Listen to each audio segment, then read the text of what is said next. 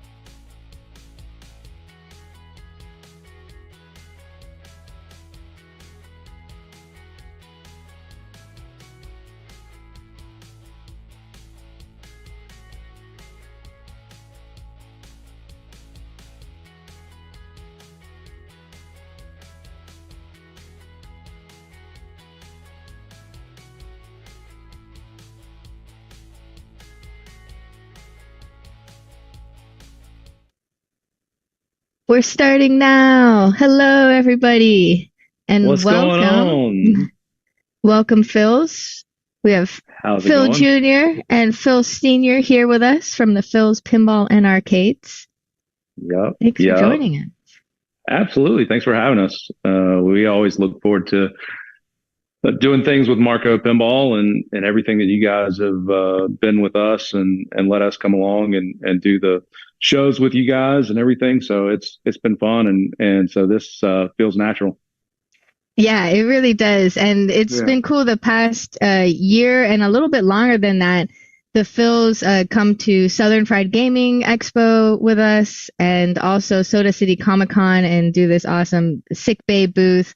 where we bring in an old game and then they just show how to do repairs or how to, like one time he did an install on Yopsicles, how to Yeah. do a flipper rebuild all live on site. So you can really get your hands dirty and learn about how to work on these games. So thanks y'all for bringing that to our booths. 'Cause I wish we could do that at every show we go to, but Yeah, it's a lot of fun. Yeah, I mean, with this last one that we did with the Flash Gordon, it was just fun because we hadn't turned it on. It had been sitting in our warehouse for like 6 months, and so we brought it and tried to figure it out and tried to see what was going on with it just live in front of everybody, and we were able to get it up and playing before the end of the show. So that's what it's all about, and people can ask questions, and so it's a lot of fun for us. And I'm a teacher at heart sometimes, so I go into that teacher mode, and it's fun for me. Which you'll see today. Yeah, absolutely. So Phil's, tell us a little bit about the Phil's Pinball and Arcade, what your company's all about and what you guys do.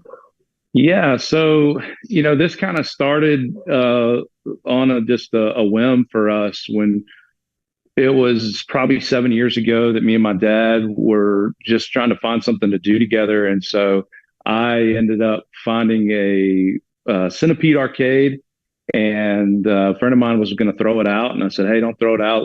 Let us take it and let us try to restore it and bring it back to life." And so we did that. And in the middle of doing that, we had a lot of fun with it. We brought they got the trackball working. We ended up at the time, because we didn't want to touch the monitor, we put in an LCD monitor and just got it up and playing. And so it was that me and my dad looked at each other and said, "Hey, we really like pinball. What about pinball?"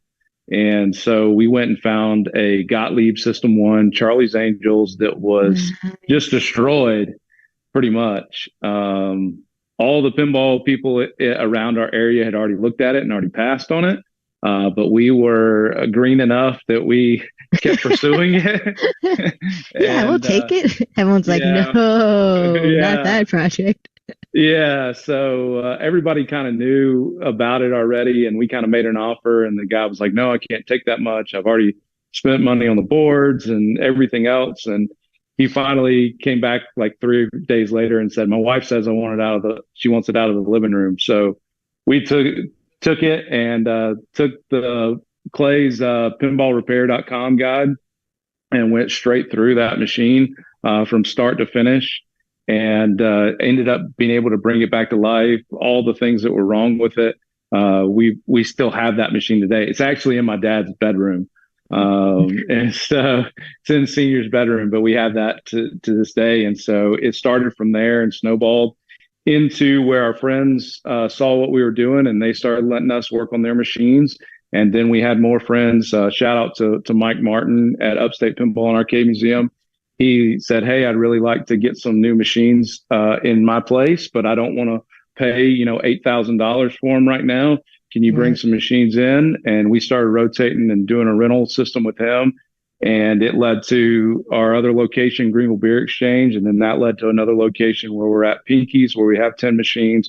There's 25 pinball machines there overall that we maintain. Wow.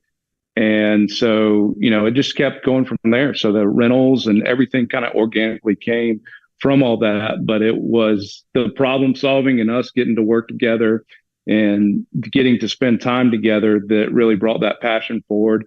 And then the cool story is that we were showing up to all these pinball events, and one of our buddies, King Grant, he said, "Oh, the Phils are here." And so that's what started the Phils, and we kind of ran with it and started the company. And then now we come to today where we brought a good friend of mine in, John Whitaker, and he's one of our business partners. And so we keep growing. We just hired another guy the other day. We got a new shop that we're working out of. And so we just try to keep going and keep spreading the love of pinball. We even go and expanded our repertoire a little bit and do redemption arcades, kind of like Dave and Buster's style. But there's some of those that we go and fix their machines, work on those big halos or any of that kind of stuff that they have. And so we keep going. That's why we added the arcades in there, is because of that. Come on over, John. John just walked Ooh, in. John's here. Yeah, Cool. John's here. He's here. I'm here. Nice. I can't hear you, but I'm here, and you look wonderful. He's the third Phil of the Phil's Pinball and Arcade. Oh, and he has a pinball power poker. He does have the poker. Oh, You can buy man. it on our website. Helps For you turn sure. on and off Stern games, or be John and use it for all sorts of things. He just Thank you, smiles thank and you. nods. Hey, good to see Yeah, you, you Larry. look marvelous. Yeah. Thank you for Hello, joining us. everybody. Hello, everybody. But no, yeah. So it started from that, and it started into a passion, and now we get to, travel around and do the stuff that we love and everything else. So it's been cool to evolve it to this point, and so we just want to keep going and sharing pinball with everybody because it's worth it Absolutely. Well, we for appreciate sure. it. So we have some Yep. awesome games behind y'all. Do you want to tell Yeah. us a little bit about what we plan on diving into today? All right. So I'll get over Thanks, here. Phil Sr. and John. We love y'all. You guys are awesome.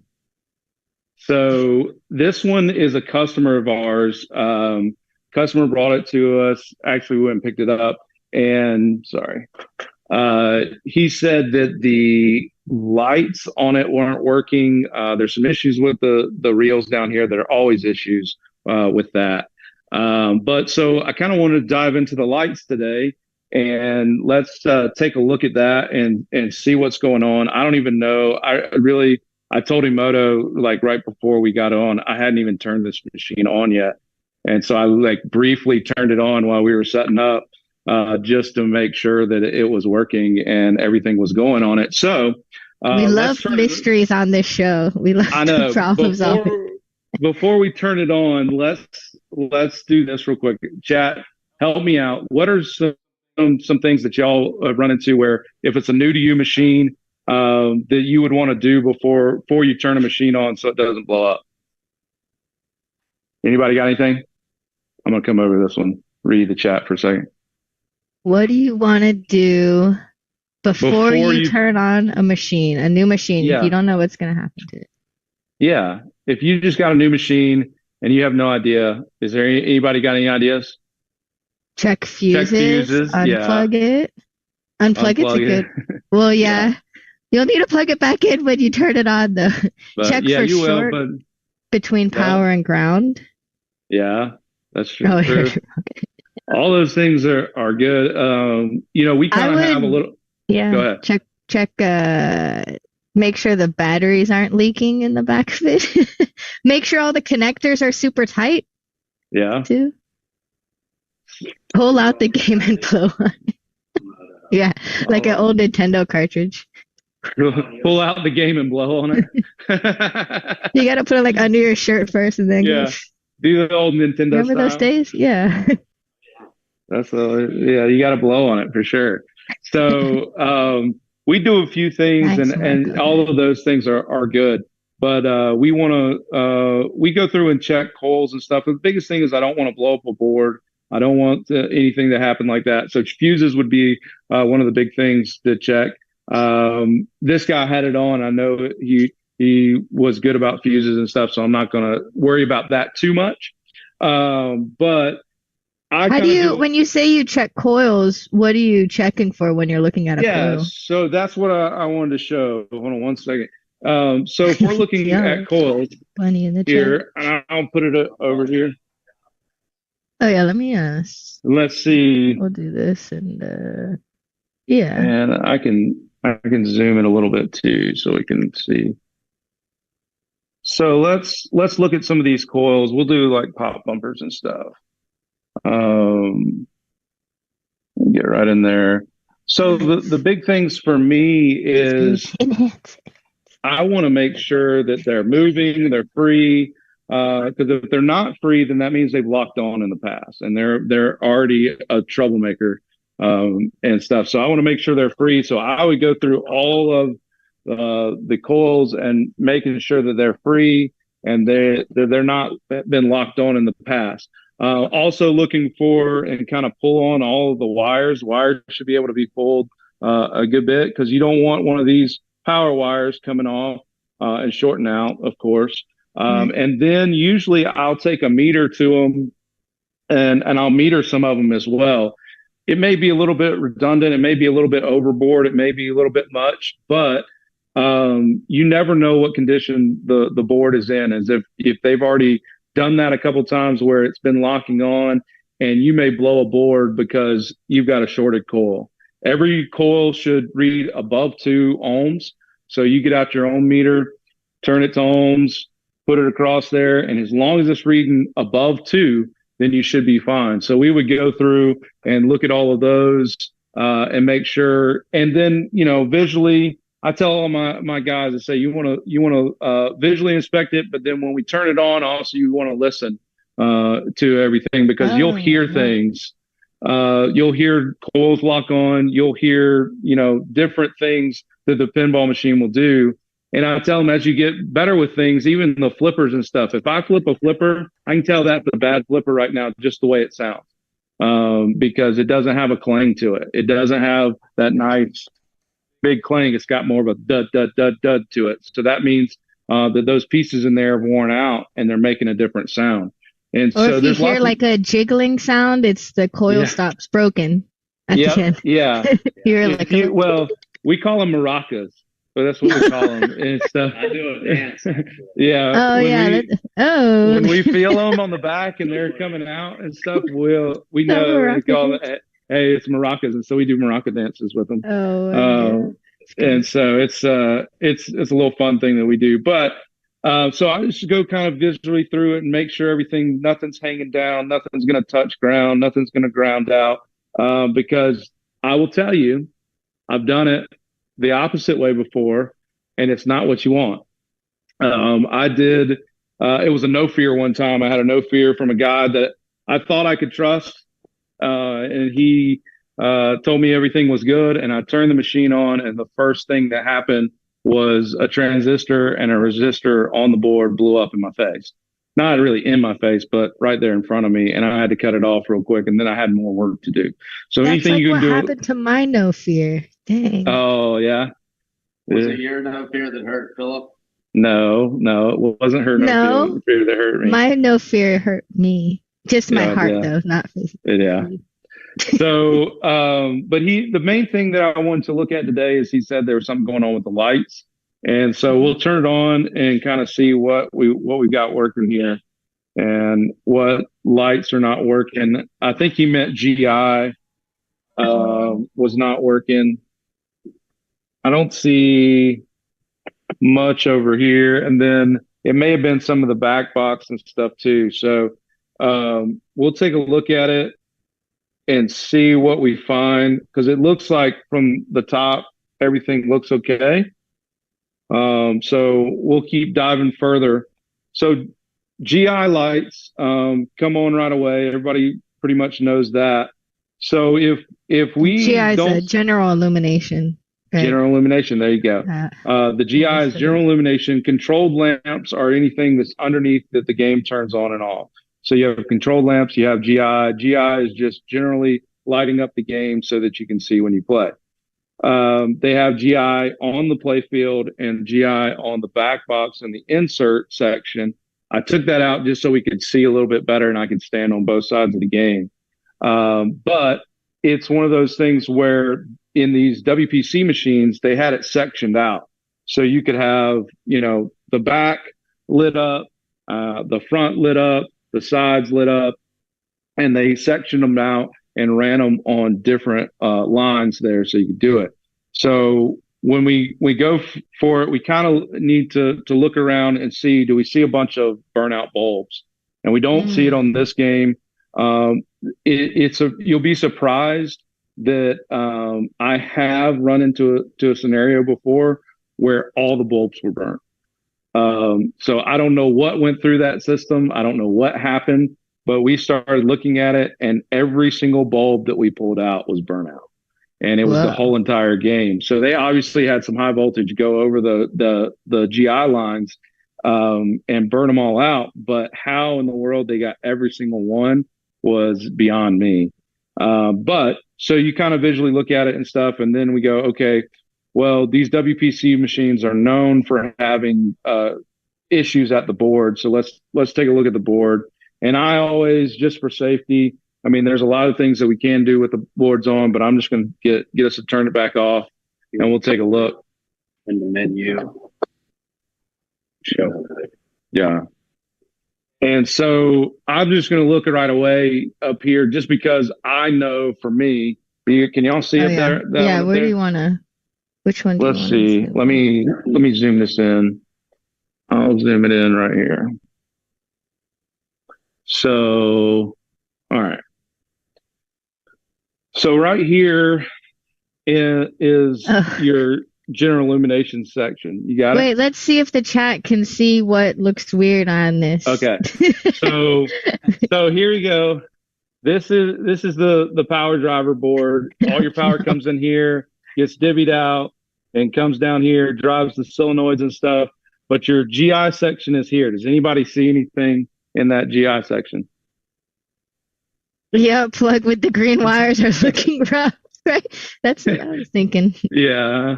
It's a bit shiny. Can you zoom in even more on that? Like, what is happening there? It's like shiny and bring it up to the. Yeah, I'll open it up and then I'll bring this one in closer so y'all can see. Hold on, let's see. I see some of it's burnt too. Yeah, it's nice and crispy. It's crispy. So I'm doing a big pinball art project. So I'm taking everyone's pinball trash. So if you want to start a box for me. Oh, can I show them the John, see if you can find that ramp. No, there's one behind you too. So we need to send you the ramp, Ep134. Can I have it? Yes. Yeah, you can have it. Well, I'm coming into town next month. Yeah. So yeah, that box right there, there's the big other ramp in there. But anyway, so yes. So I'm looking here and somebody murdered this connector here. That's all I want to say. There was a murder. Because it looks like they soldered it, you said? Yeah, so it looks like they took the IDC connectors and they have little housings on them where you punch in these displacement connectors, and it looks like they melted off the sides so that they could solder straight to it. And then in the process, this one burnt. So this is actually a rotten dog. This is a aftermarket board here. So there's some of the things that they've already done where they've changed out some of these connectors to better connectors, higher voltage connectors and stuff like that. So we don't have to worry about the pins as much. We're normally on a WPC board. If you see these burnt spots right here, you're really going to want to change out the pins over here too, the male pins, because if you have a burnt male pin, it's just going to burn up your new connector. It's not going to help you as much as you want it to. Now, if you put LEDs in the game, then it'll end up bringing out so where the amperage that goes into them will be a lot less because of the LEDs. But you still want to go ahead and change that out so it doesn't heat up again and turn brown and burn the new pin up. So, Ep134, here's the ramp. We need to give you. Which camera are you? Yeah. That one is like fabricated with love. Like they're I need to keep playing this game. Yeah. So look at this. I'm gonna plaster it together. Oh, that's beautiful. That is just pinball. Look, there's rivets underneath all of that too. Oh my gosh, they're not even like lined up proper. Oh, I love it. Yeah. And so this is. You didn't want to keep that on the game when you're doing it? Yeah, no. That game is so much more beautiful now, because we took all this stuff off. We got brand new ramps from Marco's. We got brand new plastics. The game is so much better now. But no, this is operator madness right here. This was it's still taking money. It's still taking money. It's still taking money, exactly. It's still taking it. You need these guys? Yeah. Yeah, puppet show. Your puppets?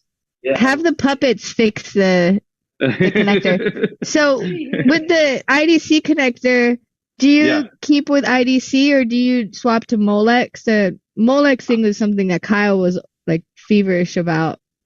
Yeah, so we always switch them over to Molex connector. and I remember some of the stuff with Kyle when he was talking about them and the different pins and everything else like that. I don't ever say it right, but the Trificon or whatever pins Oh that have yeah, the three Trifurcon, sides. because it Yeah, right. yeah.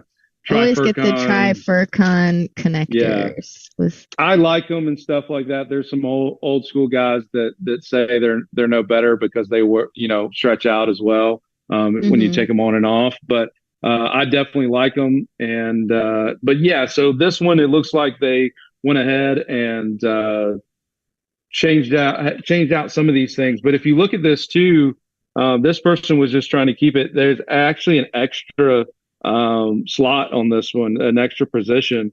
And so it's supposed to be 11 position, and this is a 12 position. And so they actually plugged it in and just left one blank, which is okay sometimes. But the bad thing here is they didn't put a key in there. And so the key is not there either. Can you explain what the key is for people who don't know what that means? Yes. So when you have a connector like this, you have male pins, and you have the female side, and then usually somewhere in here there's going to be one missing. And when there is one missing, that is what we call the key. It makes it so you can't plug these in wrong.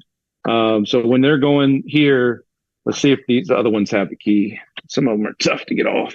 That's the new connector housing. So this one has the key in it and stuff. Gotcha. So you can actually see the key is in here. So 1, 2, 3, 4 from the right has the key in it. So when we're going to match these up, we won't plug it in wrong if we have the key in. So with this one not having the key, you can actually plug it in wrong. Now on the GI, and that makes stuff explode. It can. If you hook up, like say you hooked up your switch stuff to your coils. I mean, if you got it mixed up, so switches were plugging into coils on some of the older games because they're closer, or if you ended up taking flashers and putting it through the high voltage coil section, yeah, I mean, you could actually blow some stuff up, short some things out, do some things that you don't want to do. With the GI, you're probably a little bit safer because a lot of it is bringing the same voltage in, and so it's not as big of a deal, but it still can be a big deal. And you can see on this where the lower GI portion is, they already did part of it. The worst part, usually that right side on this bottom is just crispy, and you can like break the IDC connector in pieces. Yeah. And so they've already taken that and redone it. But if you look at the rest of this, it's crispy, getting crispy as well. It's starting to turn brown. But they basically just split it off, and they didn't use a key. So they put the one side on there, skipped the key, and then redid a Molex connector on the 3. And then it looks like when they pulled the other out, either it burned up pretty good and the wires were burnt from here to here, and they were worried about having enough, but then they ended up doing some soldering and adding some length to them back. And so it's one of those things where it's interesting, to say the least. But the good thing is that we can still see the wire colors on this side. So that helps us out a lot, that we can see those wire colors, because if we couldn't see them on this side and it was like green all the way into here, then we would have to start really hunting and open up the wiring harness to figure out which colors they are and which sections of the GI they are. So definitely want to replace this connector, and we'll do that. Put a key in there and make sure that we're good. What I'll do, what I always end up doing, is I take a picture of it. I'm pretty sure these are in the right place, just from looking at it, but we can also look in the manual and figure out which ones are which one should go where, and look at it.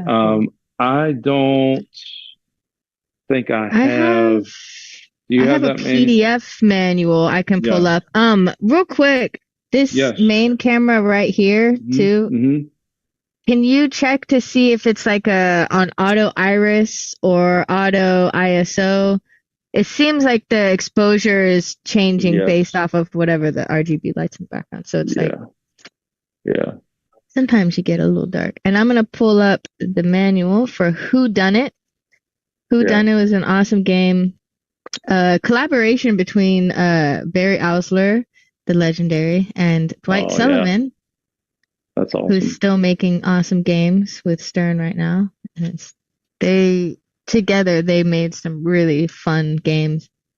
And Who Dunnit for me was like the first time I really grasped the concept that pinball machines had storylines and objectives. Like that was the game given to me as an example because it's like, oh, it's like Clue. You're trying to find the murderer. Here's the murder weapon. Now choose, whittle them down to see who the murderer is. And like that, like understanding that and tapping into it being from like the video game world really would help propel me down this crazy rabbit hole that I've been in with y'all for the past decade almost.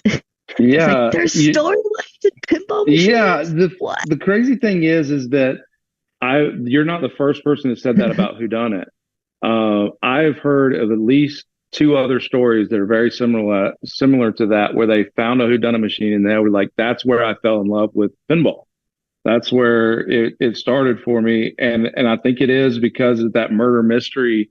It was so easy to understand, like the process. To process what you're doing. And then even with the elevator, it's very intuitive when it goes up and goes down and how they labeled it and everything. It's one of the most intuitive games once you really get into it, with the toys, with the roulette wheel. Everything about it was just intuitive and you kind of got it right away. And not everyone can be said for that, but there's lots of great games. But there are several stories like that where people said it. And honestly, this one went to Upstate Pinball and Arcade Museum, and all of the teenagers that worked there, they would go up after hours and play this machine because they liked it so much. So they would tell me, they'd be like, we went up there and we played it for like 7 hours. When's that one coming back? And things. And so it was really, really cool to hear and see them. Yeah, absolutely. So, all right. I'm trying to pull up this thing too. You got? I got the manual. I might have the schematic in the back. Can see. Let me drop this down here, and then and then I'm gonna put. So I'll look through it with you on here and add these guys. And I'm at the main wide one. Where are you? I found you. Here I am. All right, so we're looking. Yeah, so we're gonna keep going down all the way to the like almost the very end, and it should tell us some stuff about the connectors in this game. You should be able to come in, keep going, down. The days of beefy manuals. I know. Everything you want in it.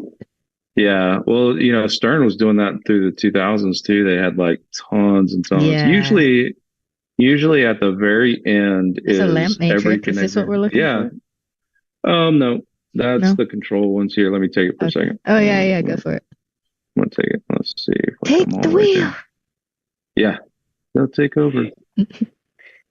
Usually, like one of the last things they put in these manuals is a whole thing of every connector that goes in the machine, but I don't see it on this one. They may not. There it is. So, all right. So this is telling us the coin door interface and dot matrix board, sound board, CPU board, and then it got bigger. Whoa! Whoa! Hold on. Why is it? I don't know. They scanned that one. They scanned it. Yeah. So, all right. So now we can see here. So we're looking for these 2 connectors here, which is 120. And so, yeah. Okay. So let's see. 120. So then it goes back down to this small one. Let's get it to the small okay. one over there. Yeah. So we're looking. I got you. So we're looking for 120s. Did they skip it? Did they skip a page? No, Oh, not no. our page. That says 326 and this is 327. Yeah. Is it at the bottom of this one? No. No. 111 not used. 104. Yeah, because we're looking 111 and then because we were looking for 120 and 121. What about the next page? No. No, it goes on. So they skipped it. All right. That's Well, cool. anyway, I'll explain it anyway.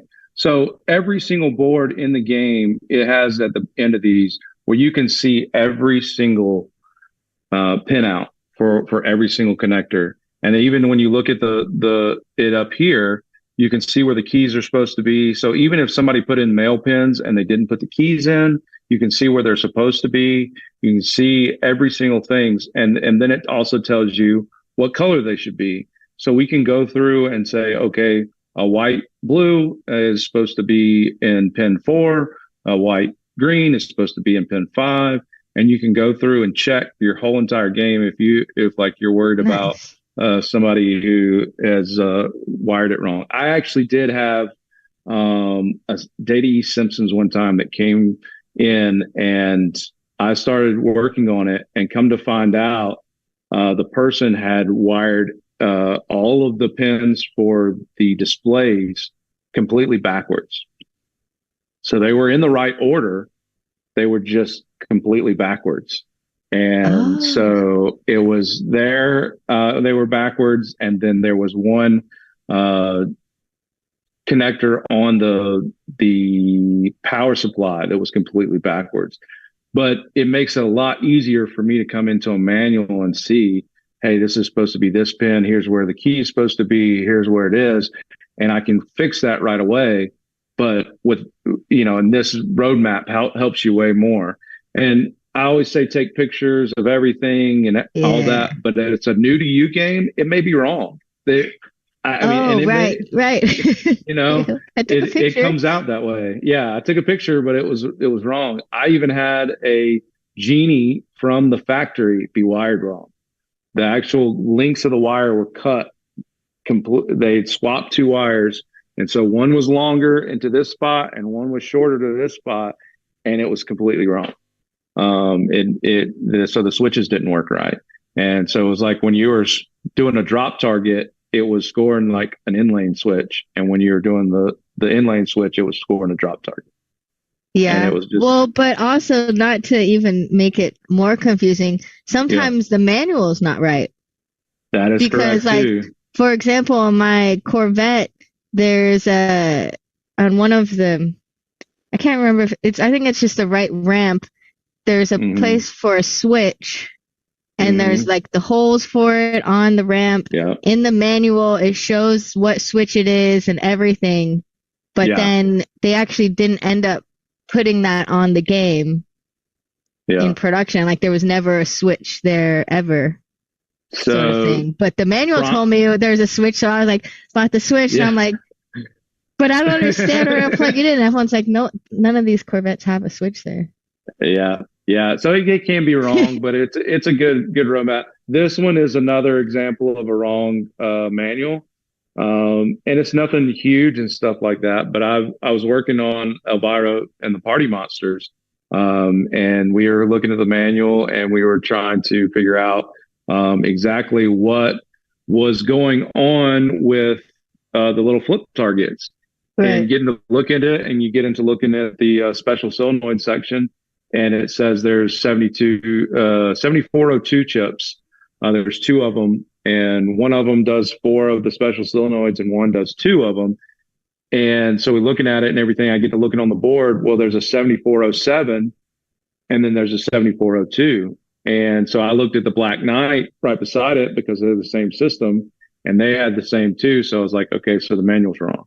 So it has a 7407 for one section of them, and then a 7402 for the one that runs the lower pop bumper and the flip up targets. So, it takes a little bit sometimes to not trust everything that you see or read. It's kind of like the internet. You don't trust everything that you read or see. Right. Like, how do you navigate through these waters as a technician? Yeah. But for the most part, it's going to lead you in the right direction, and you're going to be able to see it. And there's going to be some evidence there that you can see, where wires were and everything. So it's not too big. The military leaves the pages blank on purpose. Yeah, I like that. So what we'll do is we'll take a new connector and we'll go ahead and repin this and get that one connector going so that it's not sitting there with solder in an IDC, because that's definitely not what you want.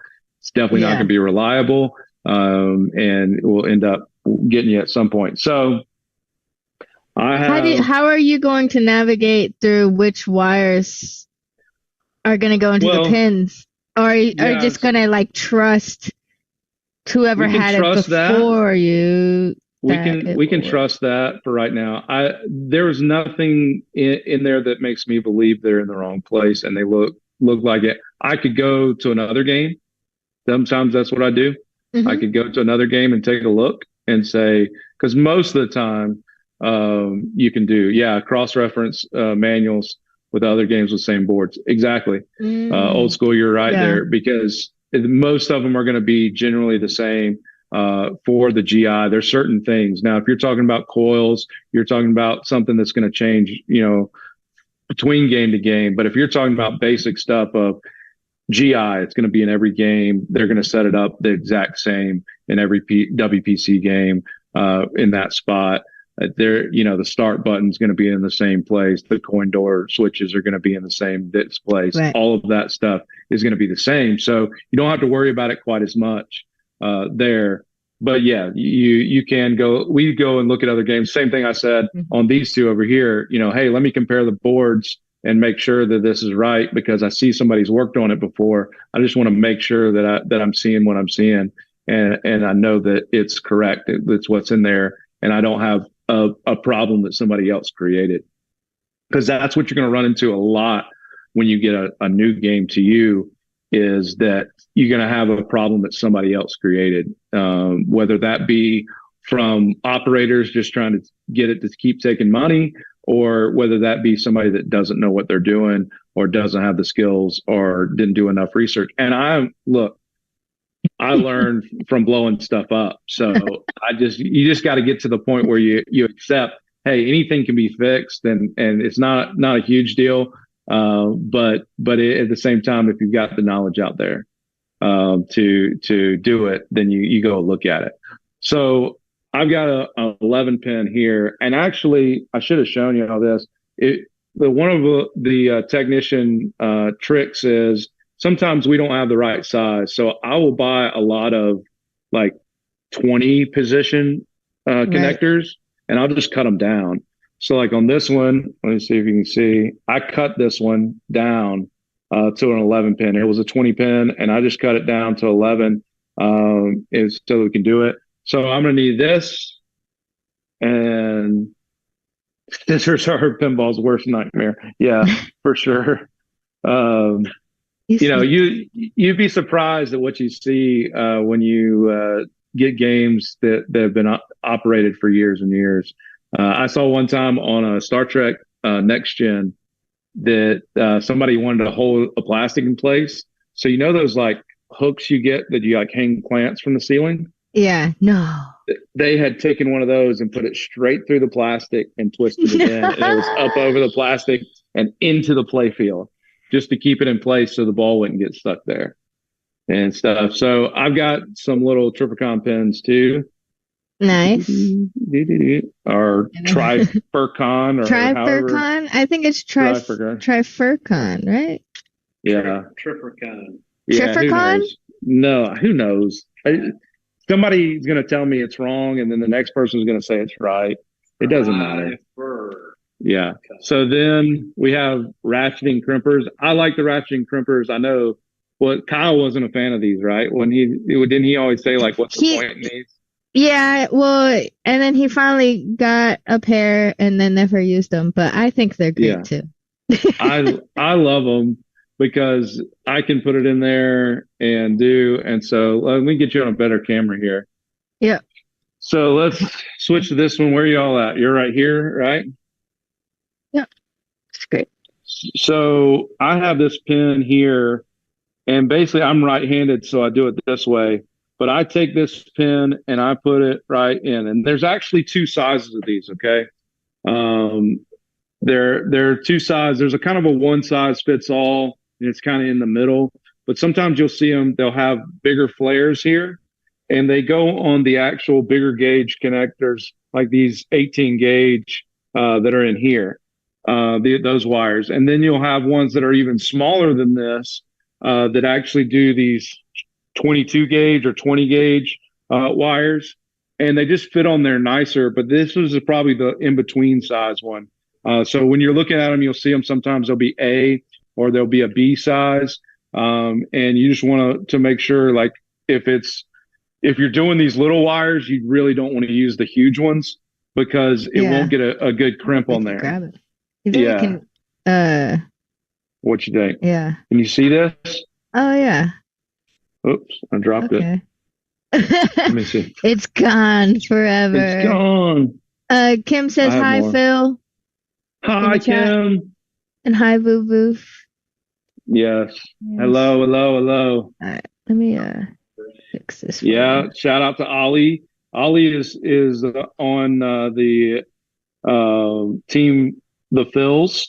He's officially part of the crew. Phil's team? Yeah. Nice. Yes. Hey, Ollie. He helps us out on shopping out these games and getting things going. So I kind of put it in here like this, and kind of put some tension on it so that it's holding in place. So I don't have to like try to hold it with the crimpers or do anything. And I have it right there. So we can hold that there. And then we got to deal with these wires on here. So they've been soldered on and done. So I'm just going to have to clip them. And then I'll end up stripping them as well. I do use these ratcheting strippers and stuff sometimes. But they can, if you don't have the tension right on these, they can like strip further up your wire, and it kind of gets annoying. And so sometimes I just do it with the actual snips here. So we're going to look at this, and I'm going to start on this end. So we've got these first two wires we've got going, and this first wire is this white and maybe a purple, it looks like. So I'm going to just snip it off. The other thing that will happen, and one of the reasons you kind of want to come down a little bit with where you snip it, is that these wires will actually burn. And when they burn, they lose it's kind of like them getting oxidized or anything. They don't have as good of continuity on the outside of them. So anywhere you see these burn marks, these wires are actually burnt too. And so sometimes you want to snip back and cut all that burnt off so that you can get a better connection and stuff. So I will sometimes just take the snips here and kind of make a crease all the way around and then pull it off. That it does take a little bit of skill, but that is easier for me than these. But when you're starting out, these make life easy. John said those are John's John in the approved. back. Oh yeah. He said those are John approved. And so they do make life easier. So what you want to do on this is I'm going to stick this wire in. And the way that I do it is I stick it in until I see the edge of it, see the actual strands of the wire poking through. And I come back just a little bit and then crimp it down. And it's going to do both those crimps right at the same time. And that makes it a lot easier because the first crimp is, or however you're looking at it, well, one crimp is supposed to do the wire, and one crimp is supposed to be over the insulation to hold it in place. Mm-hmm. And so you want to make sure you don't have a ton of wire hanging out here and stuff, and it's all wire, because then it's going to be where it can break off easy. But then also you don't want it to where it's all insulation and it's not making contact with the wire at all. And so it kind of becomes a little bit of an art, but I end up just sticking it right through. And then I can see it on the other side poking through, and I bring it back just a little bit. We saw it poking. Nice. And then I crimp on, and then we have a crimp there. And actually, it turned sideways on me a little bit, but that's okay. But then you have it crimped on. You got one on the wire there, and then one on the insulation, and you're good to go. The other thing that you want to keep in mind for when you're doing this is the orientation. And so on these connectors, when you have them, there's actually a ramp usually on some of these, is what I call it, a ramp. And then there's also these pieces on the back sides of the male pins that push down on that ramp and keep the connection stronger. And so when you go to put it on, you want to make sure that that ramp is matched up with that piece on the back, so that it can push it into place, hold it, and lock it in. It's got a little lip kind of like this on the back side of this one. So it kind of fits into a puzzle piece and locks it in place. And so that it's not going to pop off, number one, but then it's also put tension there. And so you got this whole thing going on. So you want to make sure you're not in the wrong spot. So if I did it like this and I came over here and put it in this side, then it's in the wrong spot. And when I go to do it, I can't put it on. That would be a catastrophe. Yeah, you would have to depin this whole thing and rearrange them and do. And so you want to make sure that that ramp is spacing up. And so another thing that I'll end up doing right away is I match it up, and then I get that the key, and I go ahead and match it up. And so I know that it's the fourth one from the right. So 1, 2, 3, 4 is the key. And so it's in there. So that's another memory there is, nice. Hey, the key's already in there. I don't have to worry about it anymore. I know which side's which. And then when you're putting in these, definitely it's got a little tab there. You guys have seen this before, and you pop it in place and move on to the next one. So we go in here, it pops in, we hear it snap, and we're good to go. And so we got the first one in, we know it matches up, and we can keep moving down. And it makes, I always try to go one at a time. There may be some other guys out there that has better memory than me. They can snip them all off. Don't do it. One at a time sounds great. Yeah, one at a time is how it makes sense to me. And so we're going to trust this wiring here. We're just going to keep moving down. And let me see. I'll give these guys a try today. See if they're cooperating for us. And put them in through there. Give it a little snip, and there it is. Nice. You really don't need that much poking out. I was just about to ask that. Yeah. Yeah. Just a little bit. This could do a little bit more, but I'm okay with it. And even if you needed to do a little bit more, you could say, hey, I want to get that. That is a little bit too much, in my opinion. Why? Because when you put it on this pin here,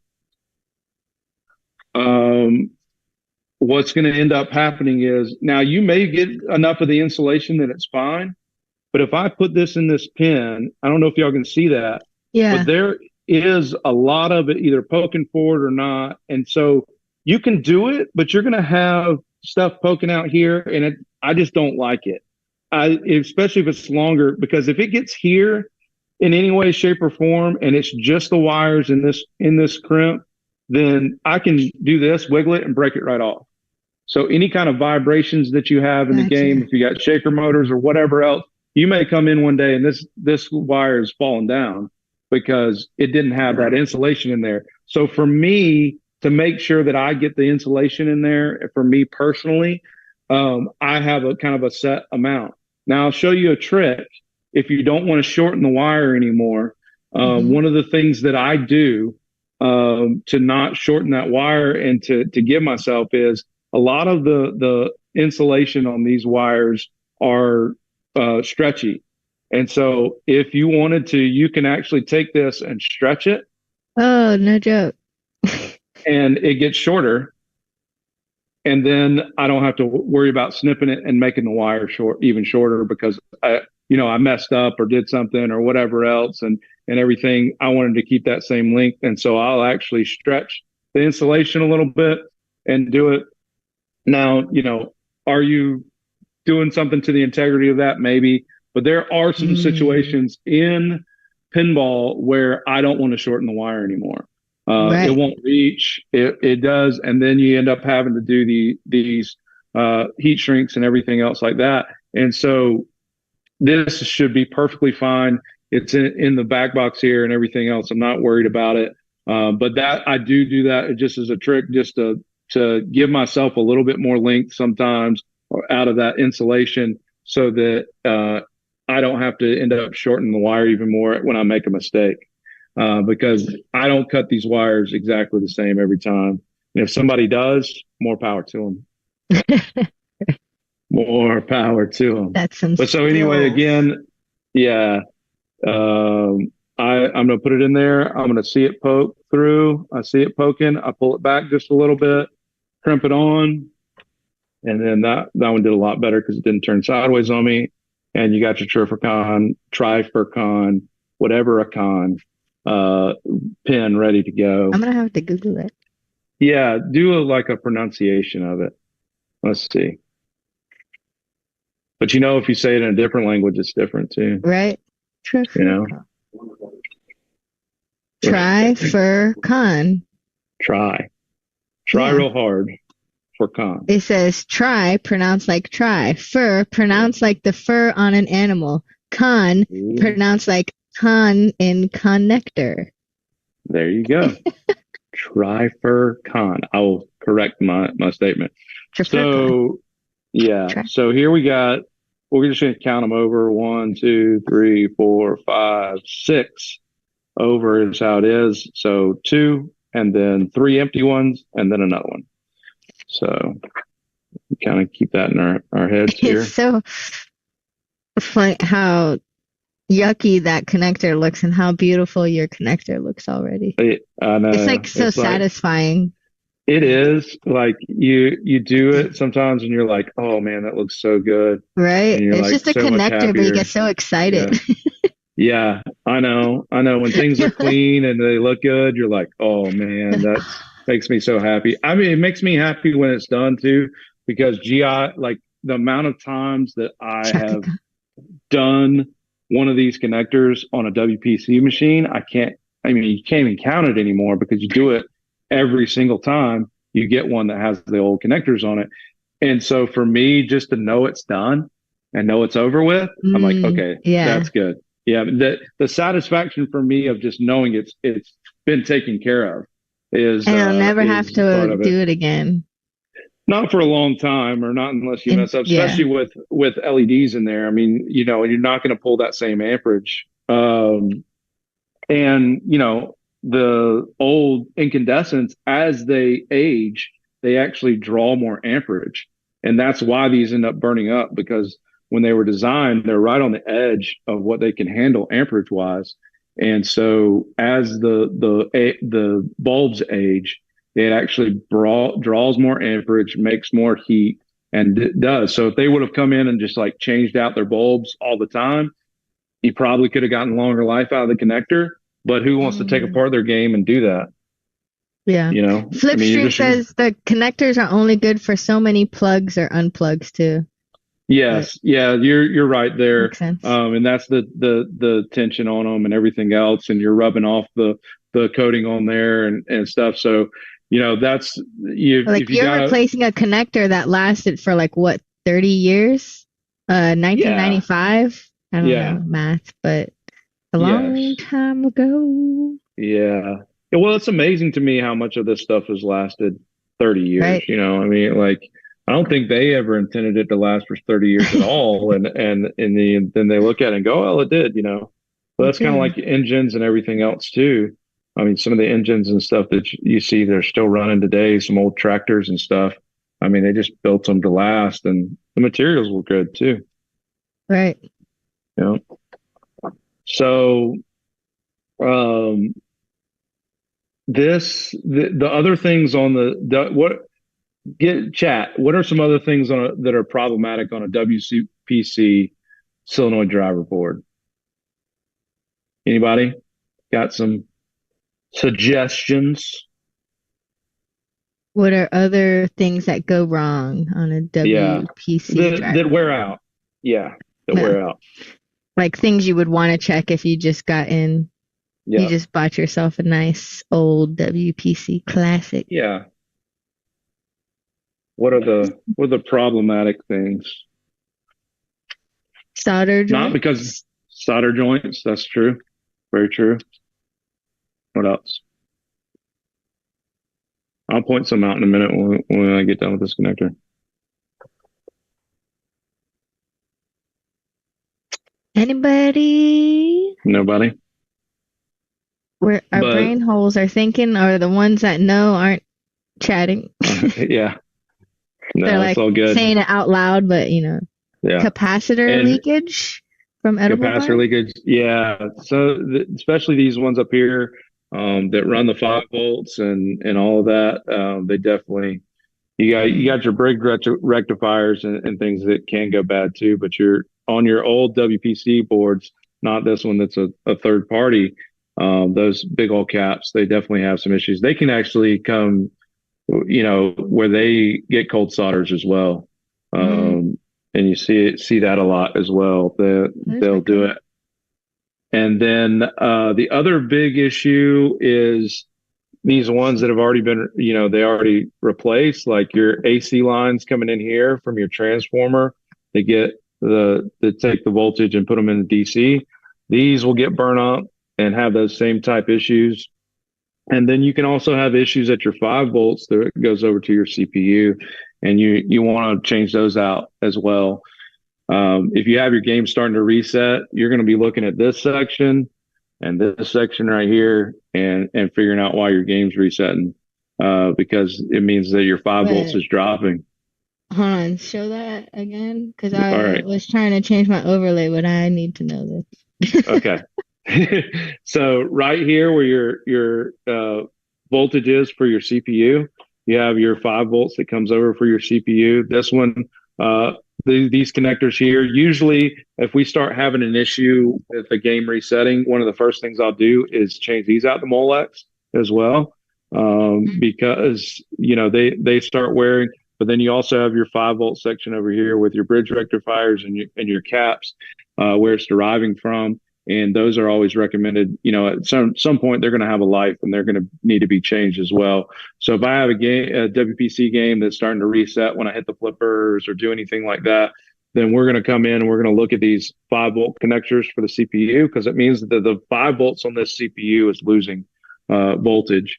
And so I'm going to come in here and look at this, and then I'm going to, if this doesn't seem to really get much better, then I'm really going to take the board out and start really diving in and looking at those caps and looking under those sections that you have in there, because you're going to find some issues, and there's going to be certain things that you really need to do. And if you're not comfortable working on boards, there's really great, wonderful board repair people to send it to. I personally, just because he's close by, we actually have Clive from Coin Cauldron in Easley. And he's only about 20 minutes away from here. And so just because he's close, he's the one that I usually go to, but there's tons of really great guys that are out there. They're in the forums. They're helping everybody out and giving people answer to their questions and doing a really great job of that. So if you're not comfortable with having your board worked on yourself, then go ahead and send it out. Usually what you can do too is, and if you've got a bunch of games, and what we do is we have a board on the shelf that's like a shelf board, and we'll put it in a game, and then we'll send it to Clive if we don't have the time, and go ahead and let him go through it and go through everything while we're still doing other stuff. And so I usually have at least one of every board on the shelf ready to go, because I'm an operator and I have to do that stuff. Yeah, you got to be prepared. Batteries on the boards. Yeah, the batteries. The good thing about this one is he's not. He's kind of not on the board. Yeah, he's kind of not on the board. So this is the WPC's fix. For when they did this, they actually had a little daughter board that they put on here, and they connected it in through this connector here. And so a lot of times you'll see people just cut this and add their battery pack to this already connector here, and do it. But yeah, they ran into all those issues where it's dripping down on the switch matrix and burning everything up. And so this was their fix to get it off. But I have seen it where it kind of leaks behind, and I Right. just, that's probably okay, and it probably will never do anything. But at the same time, if you really want it to make sure that it's going to be all right, then you go ahead and swap it out, remote it, put it somewhere else, get it way away from the board. I mean, I've seen some gross stuff where, even when you're placing your remote battery pack, please don't place it over the board. Place it on the side, down here, anywhere Yeah. else. I've seen It's it where gonna leak on everything. yeah, I've seen it where somebody has mounted it above the board one time, and literally it had started leaking down the whole thing, and it reminded me of all those White Star, Sega and Stern games that had the battery pack up here, and it just leaks all the way down, and stuff when people don't know. But the amazing amount of people that own pinball machines that don't even know they have batteries in them, and stuff. Right. And so, yeah, I mean, And it there's happened. a certain preference of type of batteries to use. Lithium is going to be better. I've done the coin cell stuff. Those Frank boards that are out there are great. They have the coin cell ones on there.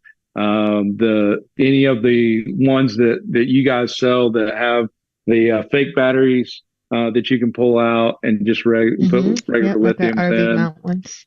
Yep, those are great. Or NVRAM. NVRAM is great. On this board, you would end up having to desolder the RAM out and put a socket in.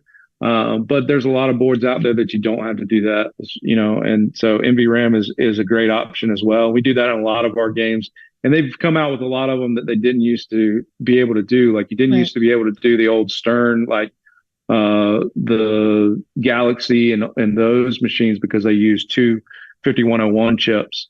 And so with those two 5101 chips, they had a whole different socket issue and stuff.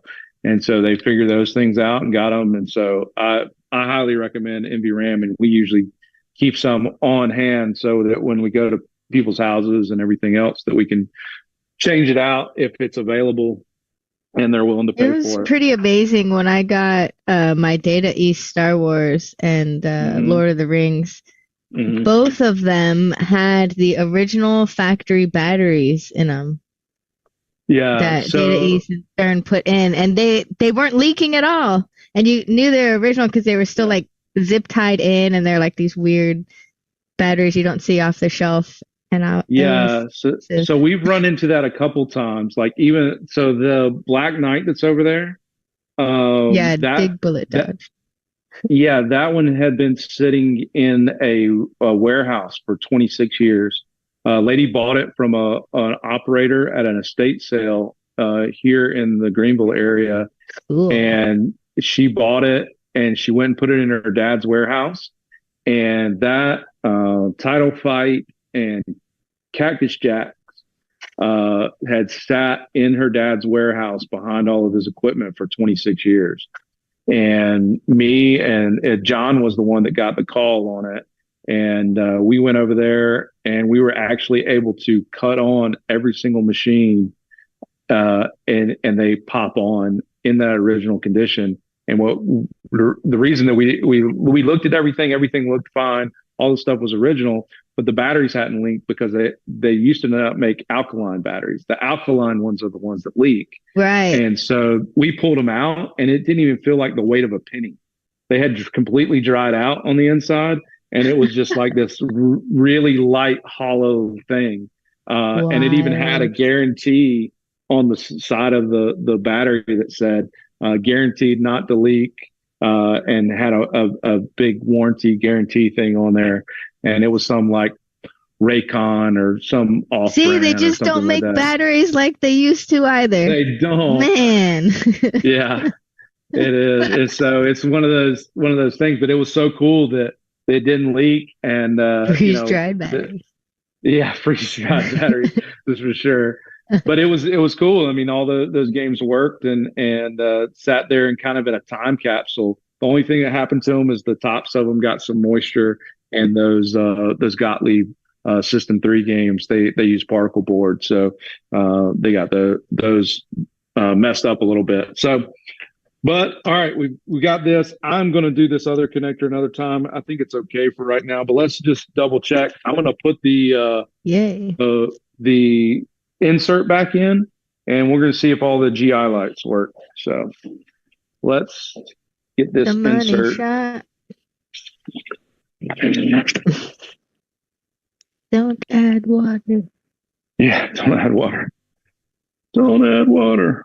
So let's see if Wasn't there a pinball machine that someone made that like had a fish tank as the cabinet? Did I just make this up? I swear. Did you dream that? I don't know. I've never seen it. If there is that, I've never seen it. So I was like, what pinball machine has actual water in it? That might be a cool feature. Dangerous, but cool. I mean, you could probably pull it off. I mean, depending on where you put the boards and the wires and stuff. Oh, yeah. See, it's totally real. It's totally real. It's real. You didn't make it out. Good. I know. I'm like trying to pull it up. It's pretty amazing. That's pretty cool. I mean, all of those machines that people come up with and do is like really cool to me. I love the homebrew section at Chicago. That was isn't it really so cool. Great? Yeah, you have like 20 different homebrew Watch 100 plus channels of live TV. Your favorite sports, movies, and those guys and more. are great. I've met several of them and stuff, and all of those people creating those are really cool. My son, I had to show him the other day. He's really into Elf right now, the movie. And he was like, is there an Elf pinball machine? And I was like, yeah.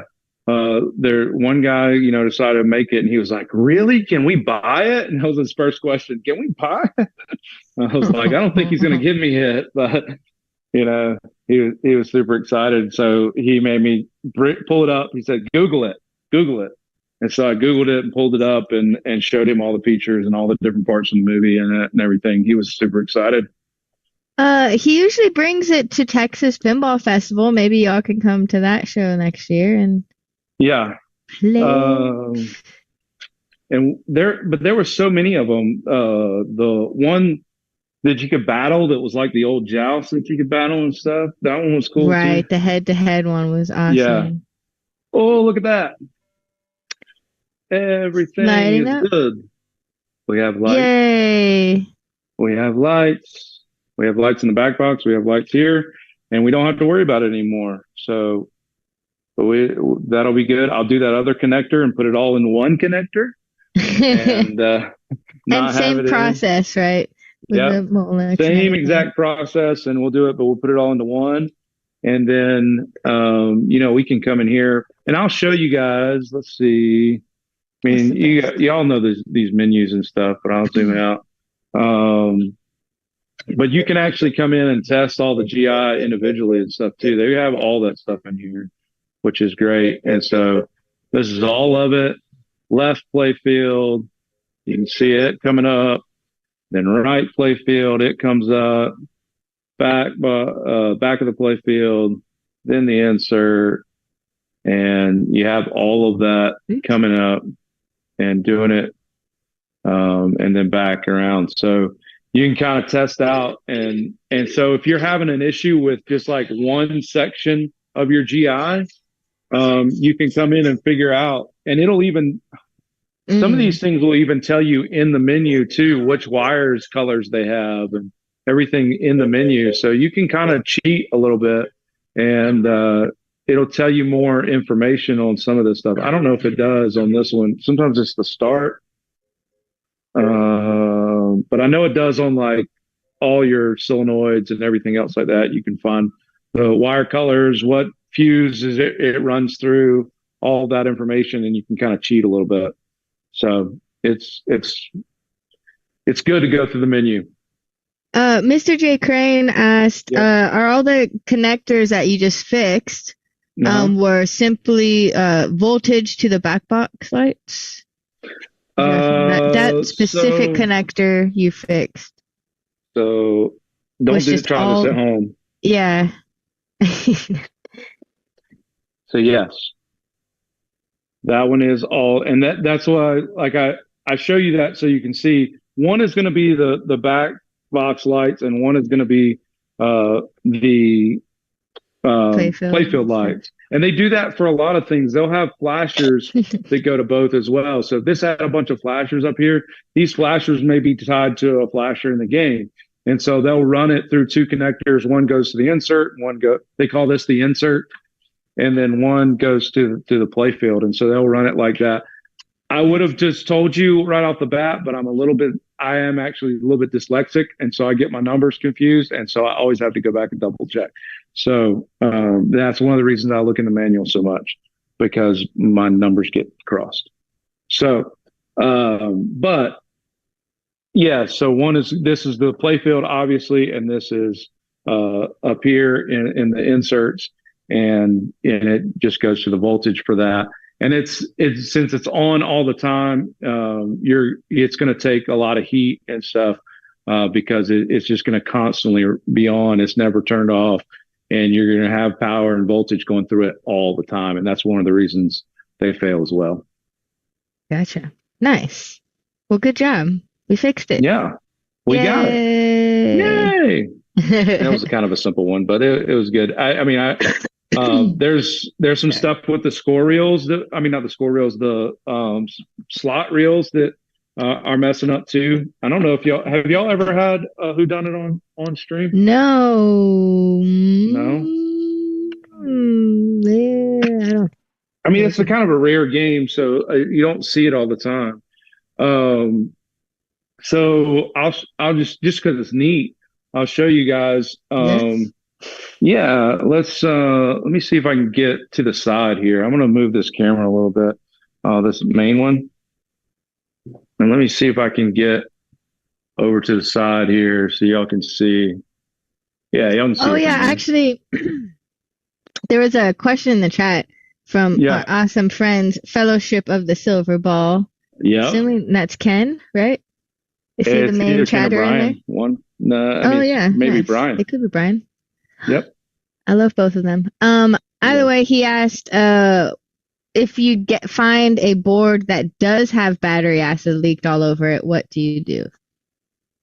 So you have some options. If it's not so bad, you can send it off, or you can work on it yourself. But if it's really bad, there are great replacements on the market, especially for the WPC games.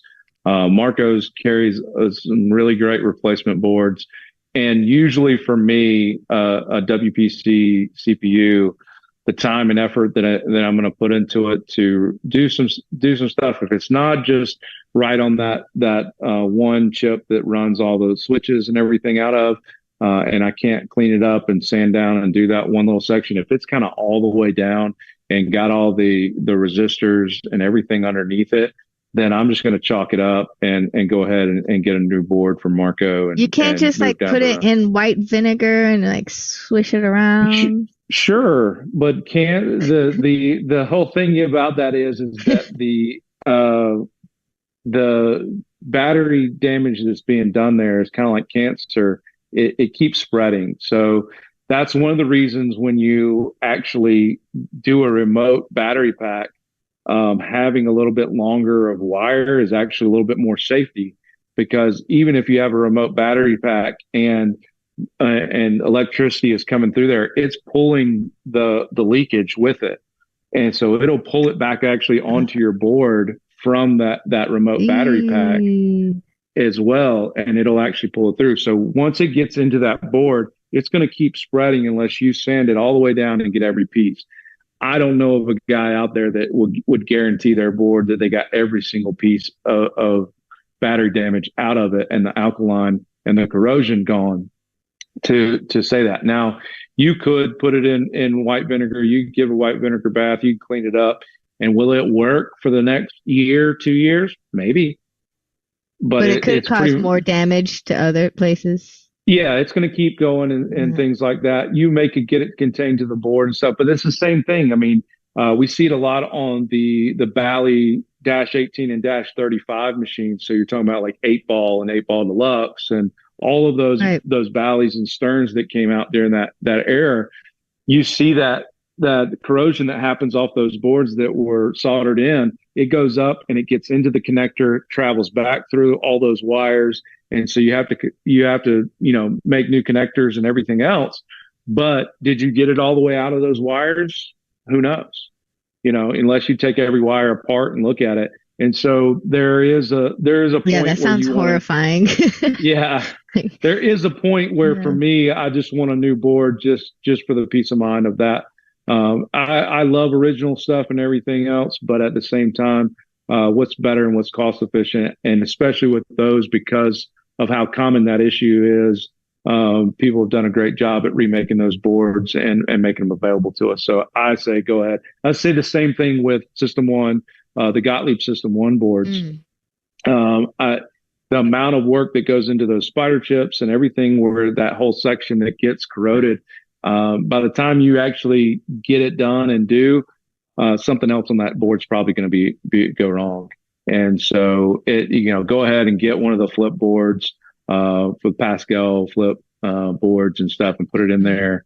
I like those. They have the knee ones as well and stuff, but I really like what Flip did and put into his boards, just in the safety features and everything else. Even if you just get the MPU, you don't want to pay the price for the whole all-in-one board in that machine. Then just the MPU gives you a lot too. But I say go ahead and replace it, unless it's just a minimal amount. You can clean it up, replace that one chip, and move on with life and stuff. And there's some, there are some Data East boards that are the same way, that have the battery up there, all the Royal Rumble error and stuff, where it gets on the reset section. And those, sometimes it just depends on, is the replacement out there good enough? If it's not, clean it up the best you can and roll with it until you see a bigger issue. And then sometimes you do have to do that. You just say, hey, I'm going to just ride this board out, and it may last 2 years and it may last a month. You don't know. But it's one of those things where on some of those boards, I really do enjoy having the original board in there. And so I'll try to save it as much as I can. Nice. That makes sense. Yeah, that's great. So these reels in here are pretty cool. It's a pretty neat feature on this game. And they have these little notches. I don't know if y'all can see this notch here. Okay. And that kind of goes through these optos up here and tells it where it's supposed to be. So as soon as that opto has a beam of light, it knows it's in home position. And so it can say, hey, I know that 1, 2, 3, 4, 5, 6 revolutions is supposed to be showing, the magnifying glass, and 8 revolutions is supposed to be showing the jackpot. And it knows those turns, not really revolutions, but those turns on there, what it's supposed to be showing. So it has 3 optos for each one of those reels. And then it has these driving boards for these servos and stuff in here. And they didn't use really servos that much in most of these games. I know there are some, but most of the time you see the big motors like this with the gearboxes and everything else. And so to see servos in a game from these manufacturers was different at the time, and you just don't see them as much. But it makes more sense to get it to turn and do and be able to lock in place a little bit more. But there are issues with these, and so these will actually, you'll see a lot of times where either one's not working because of these boards got cold solders on the back of them and everything else, or you'll see too that they're not lining up in the right place, and so these optos and stuff have gone bad, and they don't know where they're at.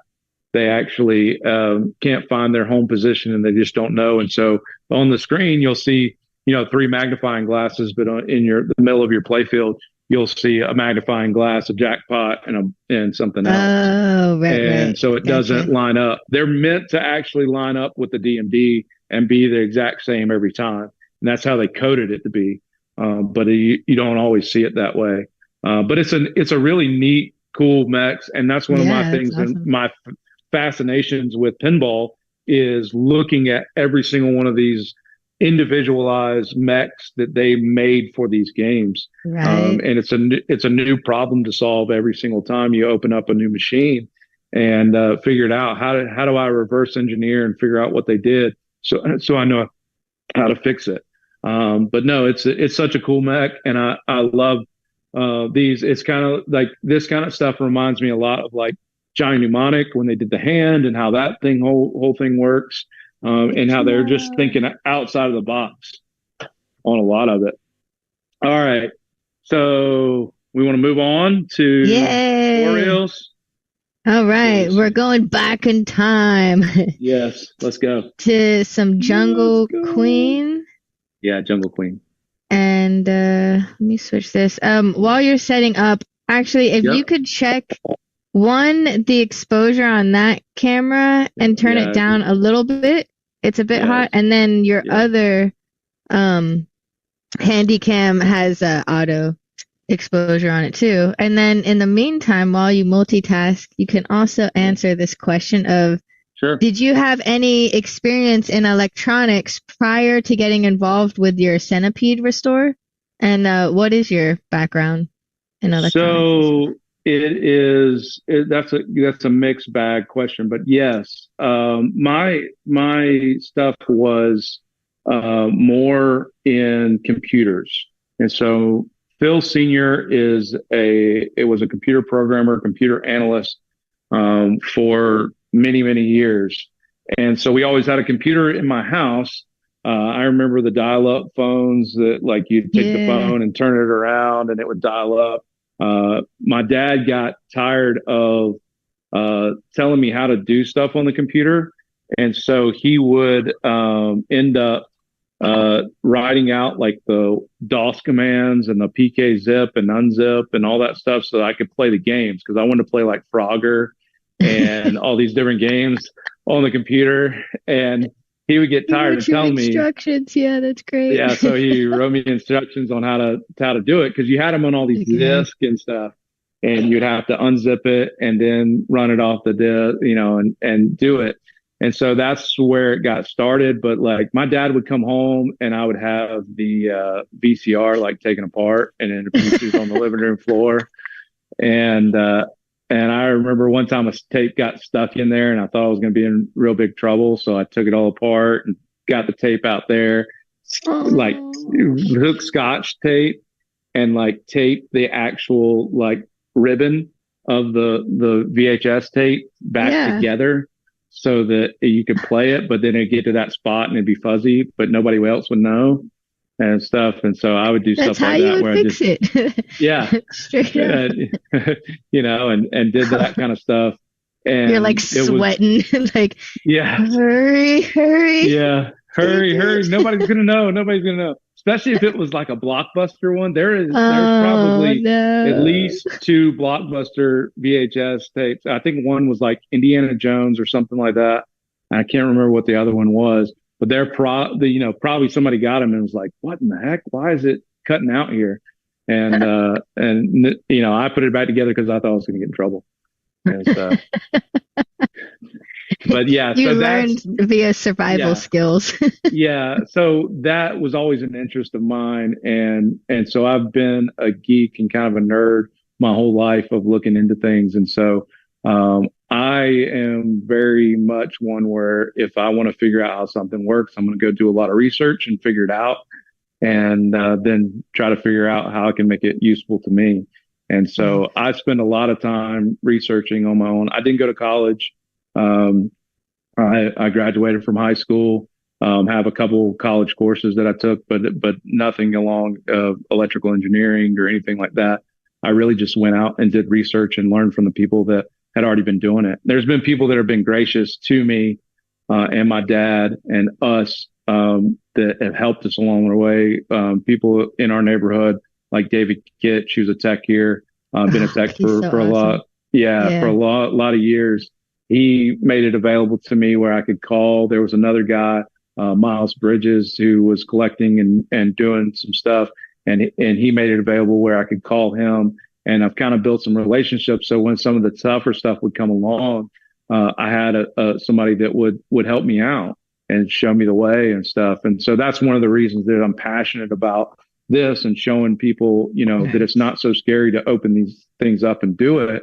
One, if you own a pinball machine, I would love for every person that owns it to know a little bit about how it works, and stuff. But then at the same time, that pass along that knowledge, because without the people that helped me, I wouldn't know it.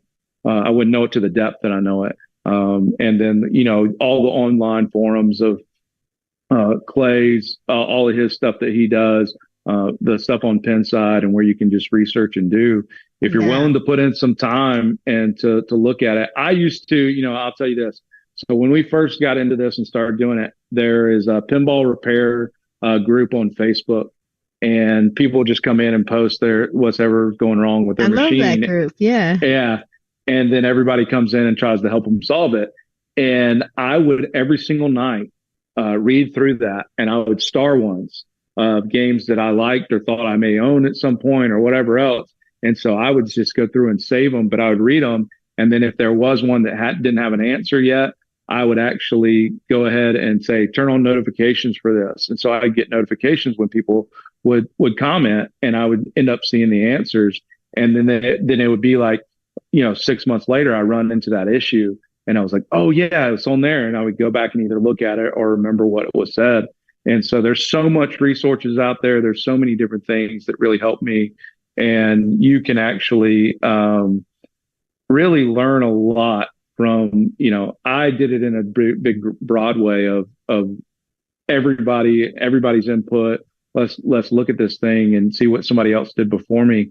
But you can go out there and read the books and everything else too. And what the craziest thing, before we get into this, the craziest thing is how many things I can fix now that don't have anything to do with pinball, because it's all the same stuff. It's washers and dryers and stuff. You're like, oh, there's a solenoid in here. Yeah. Yeah. There's a solenoid. There's a coil. There's this. There's that. Hey, we don't need anything. I know where meters at and stuff.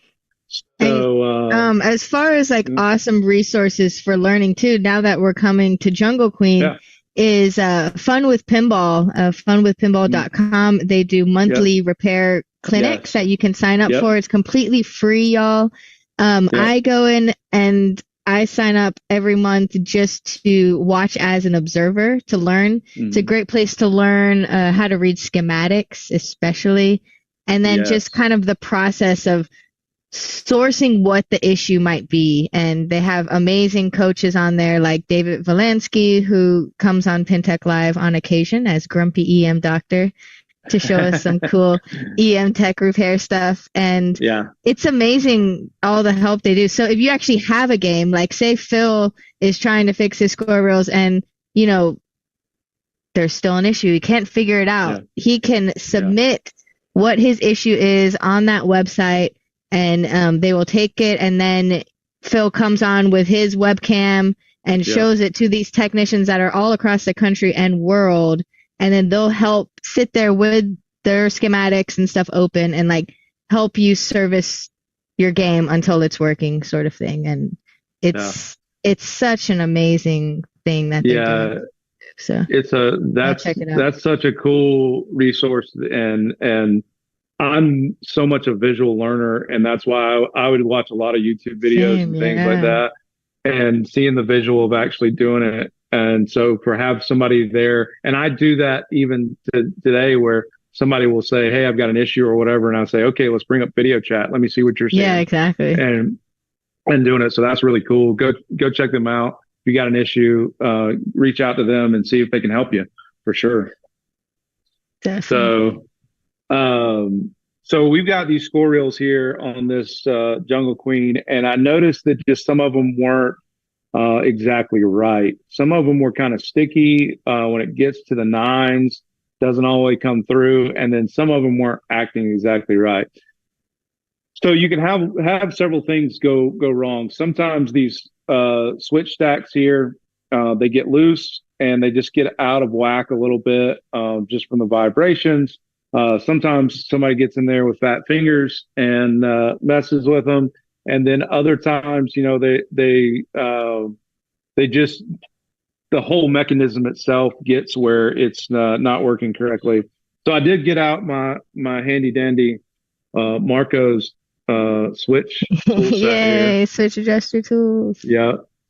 So they have a 3-pack on these. I think I got them when they were on sale. I think y'all are running a special on them and stuff, Yeah. but they have the different ones.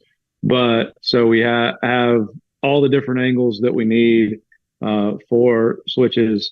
And so I got this out, but we'll take a look at them. We'll see if we can find some healthy ones and find some issued ones and stuff. So the main thing that you're going to look at, there's a couple other switches underneath here, and they deal with some counting on some of them, but also to kill the coil in here. So every time it fires here, and it keeps going. So I'm just pulling the plunger in. They've got a little tool here to do it, and when it goes in, then it activates these switches here, and one of them is actually so that it doesn't stay locked in. It kills the power to it and it keeps going. And then you have these on top here. This does all the counting, and it tells the machine what position it's in. So you've got switch here that'll tell it whether it's in 0 position, 9 position, or another digit position.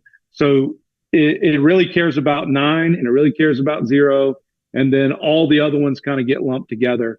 So when you score on a machine, it's going to bump through them. But when it gets to 9, it wants to know, hey, if this is the hundreds, we need to go ahead and hit 1,000.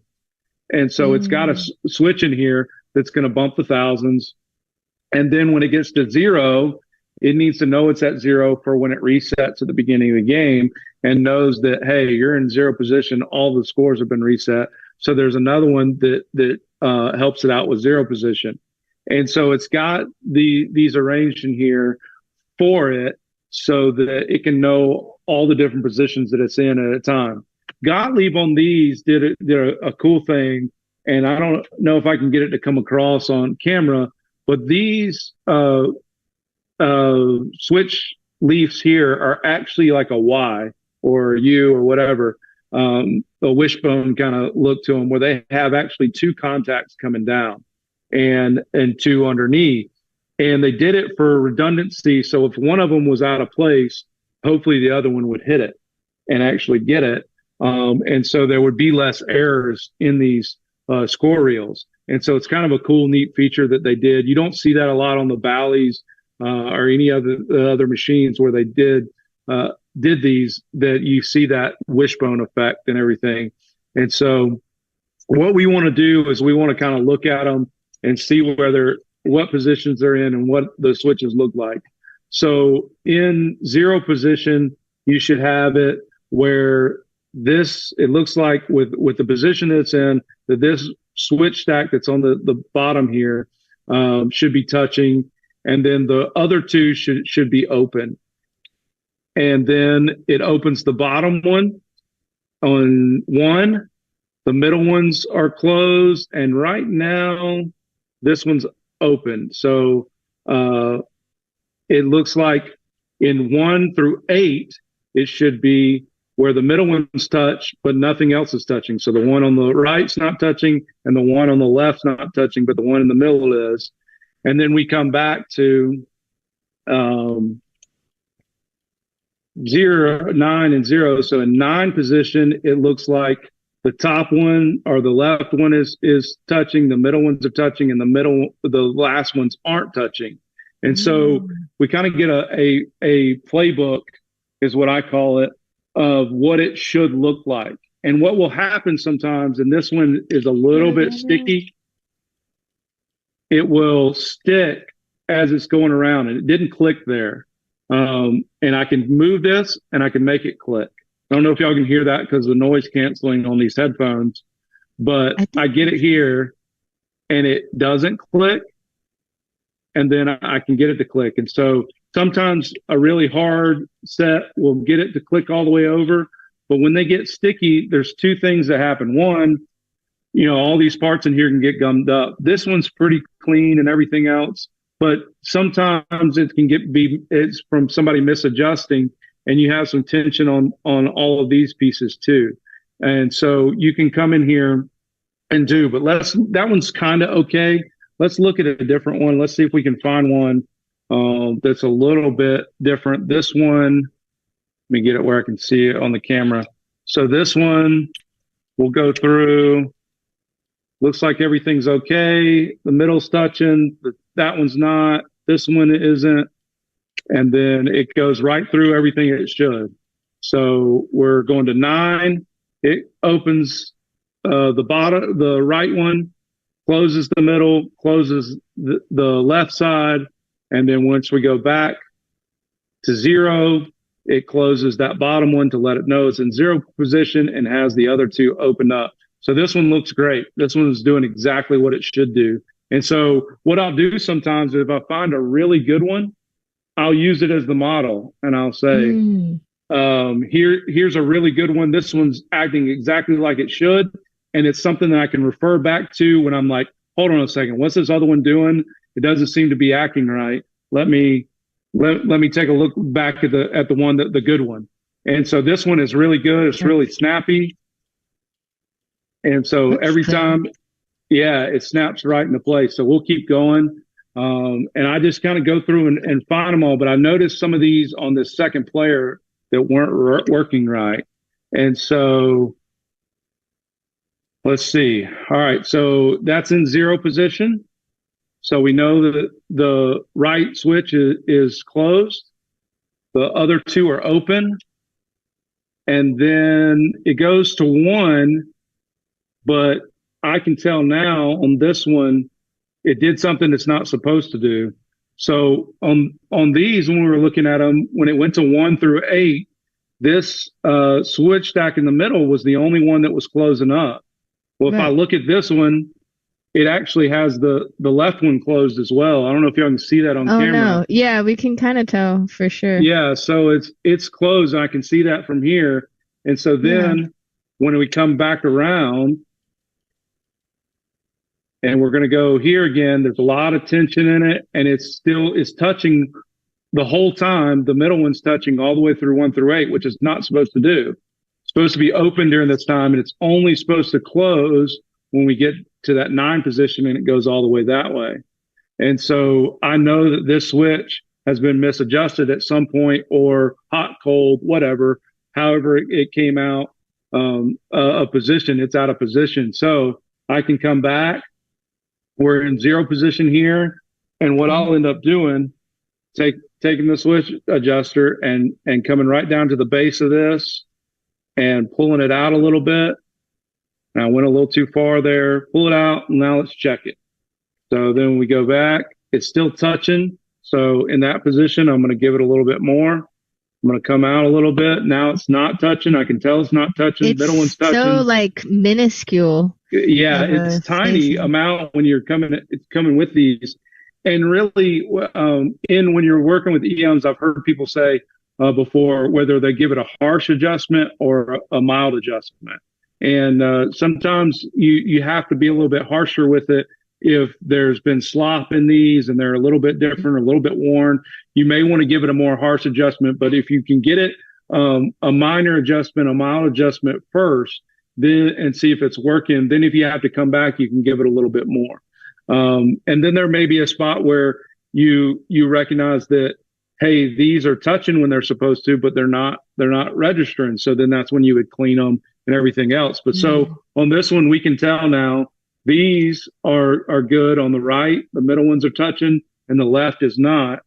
So we come back through and we go back to 9 position. The middle and the left are touching. The 0 one on the right is not touching. We come to 0. This one opens up. The middle one's opens up, and those close. And so now it's back in that position where it knows that it's in 0. And so I would go through all of these score reels and do that same thing, because I noticed some of them are glitching. Some of them were scoring when they shouldn't be. Some of them weren't hitting the thousands, or like if you're at the hundreds and you get to 900 and it's supposed to go to 1,000, some of them weren't doing and stuff. So we can go through and we can look at them, but I always use one of those just bases there to look at those score reels, say, hey, here's my good one. Here's the one that looks like it's doing everything that it should be doing. and then I can Nice. always come back to that and always look at it and refer back to it. But it's minuscule little things, and that's what these tools make it so handy, because if you get in there with something else with your fingers and everything else, you can adjust them out too harshly as well. So, and so you mentioned, so now I got to the point where it's matching up the model, everything's open and closed when it's supposed to be, but it's still not working. So you said to clean the switches, like how do you recommend doing that? So we usually use a Flexstone, again, something that Marco's sells, and we will end up taking them. And usually, what I try to do is get it in a closed position, and so like the middle one's in a closed position, and then I will come in here, and sometimes you can take another tool like a flathead screwdriver and put a little bit of pressure on it just to get it. But you just want to go in there and sand it down and get it. Now, here's the thing that I will say about doing this is EM switches are made to self-clean. They rub against each other when they go. And so sometimes your Flexstone or whatever will get some material off onto the switches. So there's two things you can do. One, you can take a Q-tip and you can clean them back off a little bit and make sure all that extra gets off there, all that sanding stuff gets off. Or there's sometimes where I say is just, hey, just play through it a couple times. Don't look at the first time that you do. Let it play through a couple times of what it's supposed to do, and it'll actually rub itself clean again. And then it'll start firing right, especially on your flipper switches. Yeah. A Dremel, lots of people use a Dremel. I'm not as good with a Dremel and stuff, but it is one of those things where it'll go in and self clean itself. And so I do, if I'm going to do that to it, I know, hey, I'm either got to clean it or I've got to give it a couple times through to let it clean itself off and fire correctly. Because if I don't, then I'm going to think it's broken and I'm going to keep filing it down. And you don't need to do that. That makes sense. And that's what they've said to me too when I brought my game to the Fun with Pinball seminar. Yeah. And I had some score reel issues, and I was like, all right, y'all, well, I'm going to go and clean all these switches now. And they're like, no, don't spend the time cleaning the switches. Like, just play them and they clean themselves, and then if it's still not working, then clean that one switch, don't go overboard with it.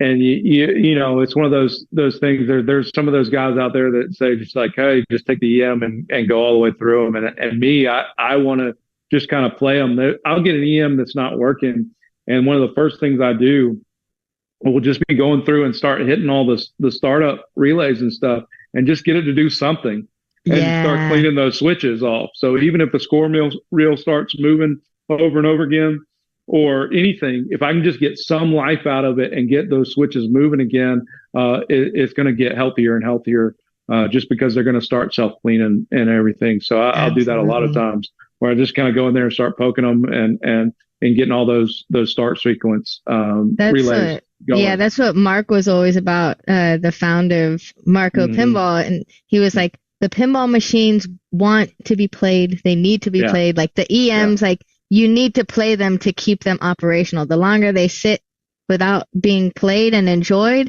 then that's when they start having issues. Yeah, I refer to cars all the time because like cars. Totally. Yeah, I mean, you definitely want to be running your car and you don't want it sitting. But when you talk about the amount of parts that are in a car versus a pinball machine, they're very similar. And all the mechs, and I tell people their flipper coils and stuff like that, that's like your brakes. They're going to wear out and you're going to have to replace them at some point. It's just what it is, just what it does. So, but yeah, you can go all the way through and take a look at those and stuff. Thank you everybody for being on and participating. Absolutely. And being in this and let me just talk and do what I do, because I can definitely start when something like this that I'm passionate about, just talk for 3 or 4 hours about it. I know. I was like, wait, are you closing the stream right now? And I looked down, I was like, oh my God, we actually are almost like to time, but We're no, let's keep working. no, We no. can do this Let's all keep day going. long if you let us. On well, no, and I do. I think it's really cool because to get on here and do and show what we do, and be able to share the knowledge Yeah, this has been and awesome. everything. It helps me because I always want to give back to the community that helped me and stuff. Pinball helped me in a crazy time in my life, and so anything I can give back to pinball, I'm for. Absolutely. You Well, know. so did you fix the scoreboard issue? Can we see it? Yeah, I mean, Or well, you just got to go I through don't. in each. You got to go and I check got to all go of them, I through guess. So it's a all lot of of them. process. Yeah, So I have probably at least four more that I need to find the issue on those. Yeah, yeah. One of these next times we can go through them in depth and stuff and everything for sure. For So one sure. of the fun things we usually do near the end of the show, if you're down for it, is we open up the chat to tell us about what games they're working on, and if they're Yeah. stuck on one of their repairs, we kind of Yes. put you to the test to see if you can help them over the chat, how to Yeah. figure out what the next step is. So, Let's do y'all it. in the chat, if you're working on any games and you're stuck, drop in your issue and we'll read it out and see if we can get you to the next step of your Yeah. repair. Yeah, for sure. I'm trying to think if I have any. I Well, think I'm doing all right You now. know what? While y'all are doing that, I'm gonna come play some Getaway with my foot pedals. Yes, this is a great transition to, the Phils, they have so much passion. They do so much from repairs and restoration and operating and everything you could think about with pinball. Do you play competitively? Is that? I do. I do. I actually for the first time get to compete in state this year. I'm sitting at Oh, like really? yeah, so I'm sitting at like 10th in the state of South Carolina right now, and so Nice. I actually first time ever getting to compete Wow. So in the he state really does it all, y'all. He does it all. Oh man. So, well, you So, read out the questions to me, and I'll answer yep. them So all. far, we don't have any yet. Everyone's No. feeling good with their pinball repairs. But tell us a little Okay. bit about these foot pedals because we brought in. Is that even a Well, word? sure, Yeah, it sure. is now. Uh, Yeah. these awesome foot pedals to Southern Fried and Soda City and now Pinball Expo. So tell me all about this crazy project. Playing So, pinball with your feet. yeah, so we had this project where we had a customer of ours that had ALS, and I don't know if the game is too loud over the top. Let me turn this thing down. Oh, it's got the minimum on. Uh, it's got the minimum setting. I'll change it. Yeah, he had ALS, and they came to us and said, "Hey, is there any way you could help us with some foot pedals?" He had a collection, and we were maintaining their collection for them, and when they had issues, we'd go fix them. And then he got to the point where he couldn't stand and play anymore, and it was like another thing that was just taken away from him. And so they called us and say, "Is there anything we can do to play with his feet? He could still move his feet up and down." And we saw some things during COVID on YouTube where people were doing something similar. Can we come up with something? And I said, sure.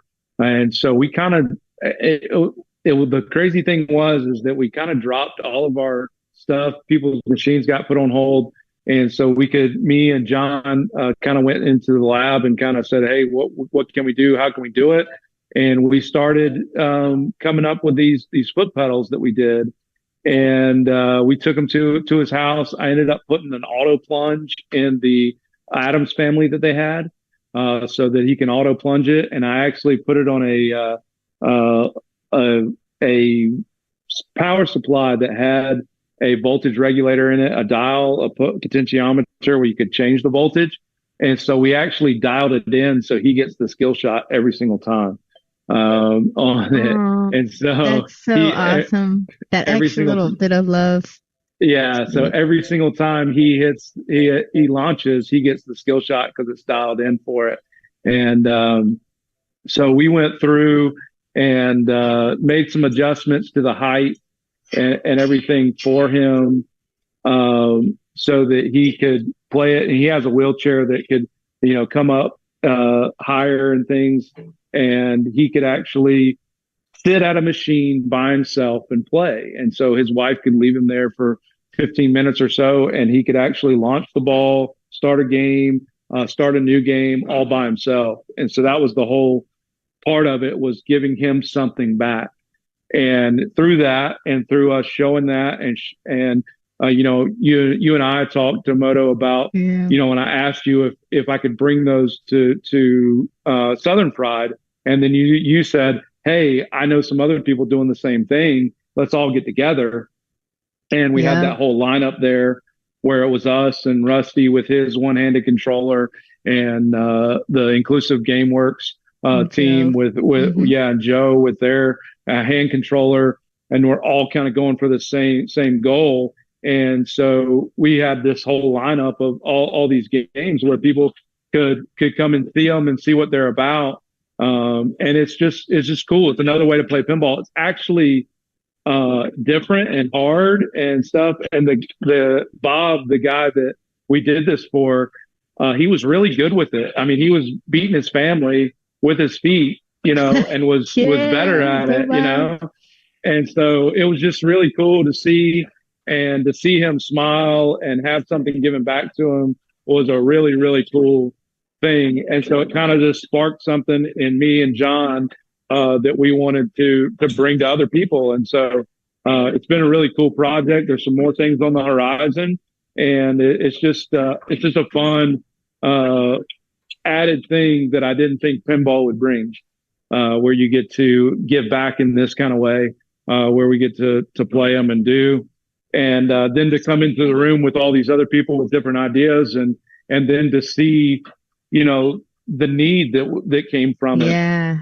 And I really love that everyone is working, and all of these controller projects, I feel like, has spawned from like the kind of reoccurring theme is, a friend in need that lost the ability to play pinball, and, y'all being like, I'm going to figure out how you can play pinball again, and seeing all these different controllers all around the world pop up, and they're all great. And it's not like there's one that this is the unit that everyone needs, because they're all different, and they all serve purposes for different people in different needs.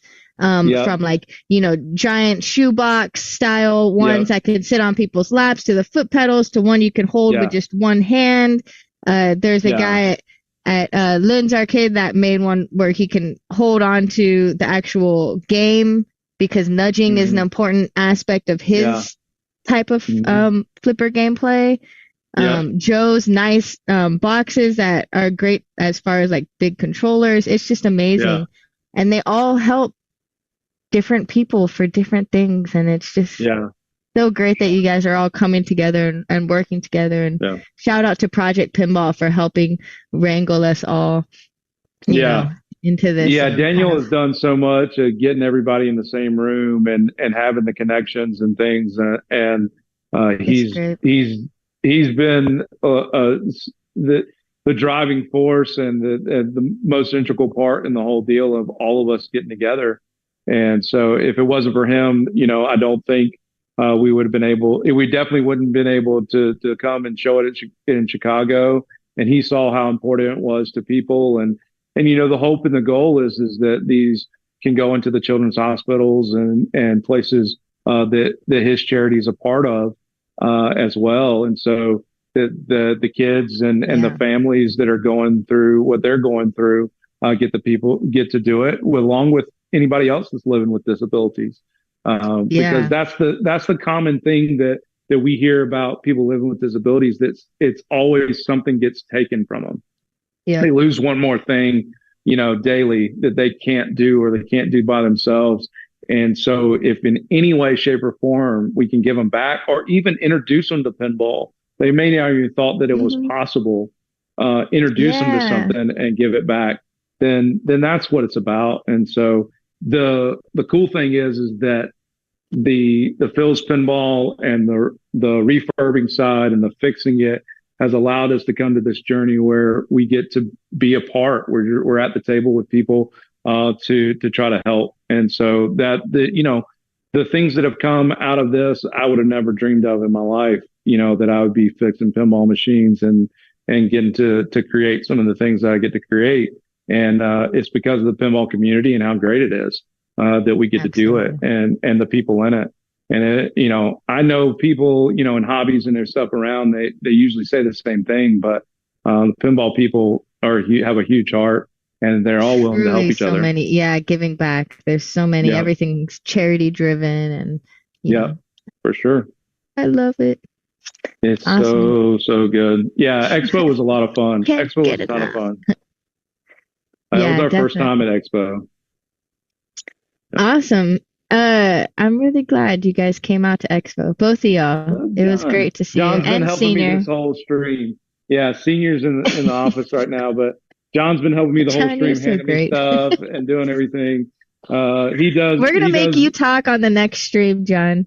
Yeah, okay. I've been talking this whole time. Well, no, I could hear you talk, but we're gonna put a mic on you, and we're gonna get your sideshow banter. Well, I actually wrote you a Put you to song, work. so come check us out next time. Yeah. Yeah, no. Oh, really? You don't want to perform it right now? Next time. As long as he has the power poker while he performs the song, that's, you know what? Usually it stays in my pocket. So The power poker stays in his pocket. So what if we get a microphone that's shaped exactly like the power poker that he can sing into? Do you remember this is so not stream appropriate, but do you remember the Tom Green skits where he would like interview people with the microphone and it had poop on it?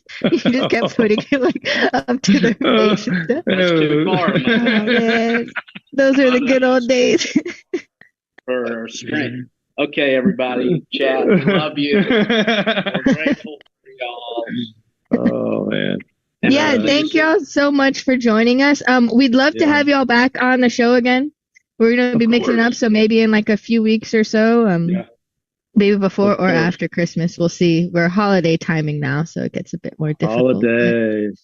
Yeah, happy holidays to y'all. Happy New Year, everyone. Yeah. Indeed. Merry Christmas, happy power poker. Yeah. No, seriously, thank you, Emoto, for putting this together and letting us be a part. And I couldn't do what I do without these two guys here and stuff. And what they bring to the table makes me look a lot better than I really am. And so my dad's taught me a lot. John's taught me a lot, especially in the business side. And so I'm just thankful to be here, and thank you for letting us be a part. Yeah, y'all are all amazing. We appreciate it. Thank you. You're amazing. We love pinball. Pinball is life.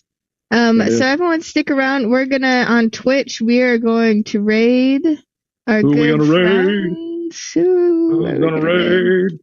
Maybe Mystery Pinball Theater 3000, our friends over on the West Coast. There you go. They're playing Spider-Man at Free Gold Watch.